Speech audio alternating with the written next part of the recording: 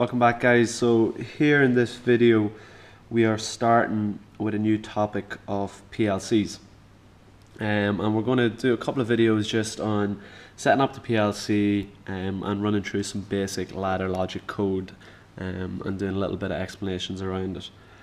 So here we've got what's called the PLC trainer kit.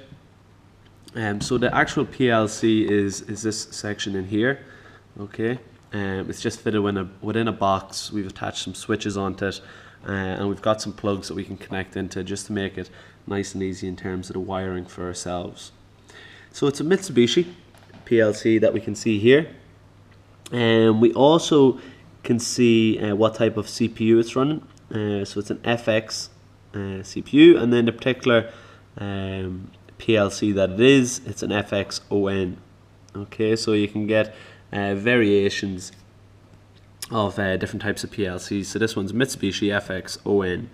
This part here is just our analog output and input connection add-on module that we can connect into. Well, we're probably not going to deal too much. Basically, we're just dealing with digital inputs, which are all along the top here, and digital outputs, which are along the bottom here. You'll see at the top we've got a couple of switches.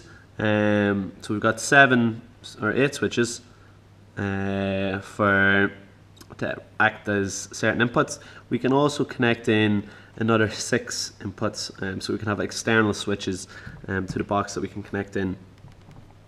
Down on the bottom we've only got 4 digital outputs.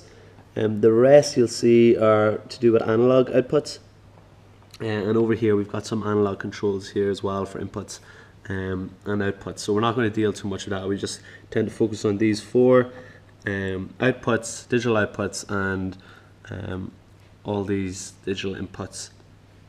Over here we also have a 0 ground for any external power supplies that we're trying to join together. So 0 volt supply, a ground supply, just so we can common our grounds together and allow all our if we have different power sources to work with each other. So that's the PLC trainer. So the important thing is, how do we connect it up?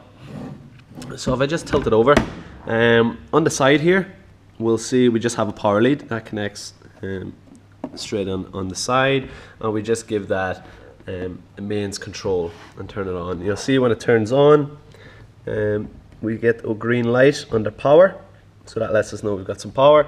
And we can also see, as we turn on some of the switches or activate some of the inputs, we can see the signal being processed into the input module in on the PLC. So it's getting some of them signals, so we can test some of them are coming on.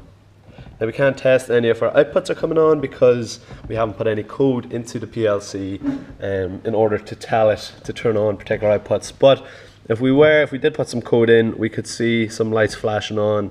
Maybe when a particular number of inputs are triggered, it would trigger a particular output. So you can visually kind of inspect here, excuse me, you know, whether your code's working and if your inputs are turning on, if your outputs are turning on. Okay.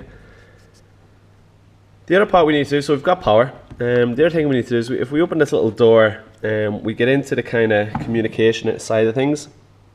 So you'll see within the door we have got, now if I can just do this, we've got a little switch up here at the top, and that lets us switch the PLC between run mode and stop mode.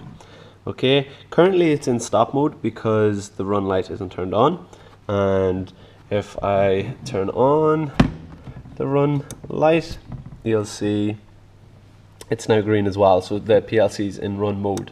So what that means is you need to turn your PLC into run mode in order to run the code inside of it. And then when you're downloading new code or changing a program, it needs to be in stop mode so you can reprogram it. That's not the same for all PLCs. It's actually a little bit of a nuisance with this particular PLC that you have to keep flicking between run and stop mode. Most PLCs usually do that automatically through the software, but it is what it is for the sake of this one here. So just important to note that you got to flick the little switch and you got to check the light, because sometimes them little switches get kind of broken or tampered with. Then we need to connect it into the computer. Okay, so we have this particular type of comms lead. So what we have is we've got quite a delicate pin output on the top of serial pin output. You probably can't see very clearly from this video, but the pins are to be arranged in a particular order. You'll see to go 3 along the top, 3 along the middle, and then 2 at the bottom. That lines up with a particular arrangement of pins on the receiving end here. Now it's very important not to force the pins in. There's a little bit of a kind of, I suppose, knack to it that you can get it in. It should just slide in nice and smoothly and be placed in there firmly. Don't try and jam it in, otherwise you'll bend the pins and you'll break the pins and ultimately break the cable. So that's where we get our signals. They come in through here, they go through a 25 pin D-type plug, which gets converted into an RS232 compatible 9-pin D plug that can go into the back of our computer here.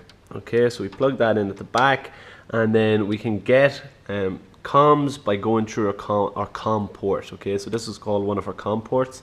You tend to see them with the little IO symbol for inputs outputs, and it's known as a serial RS232 cable. Okay, so that goes in the back there.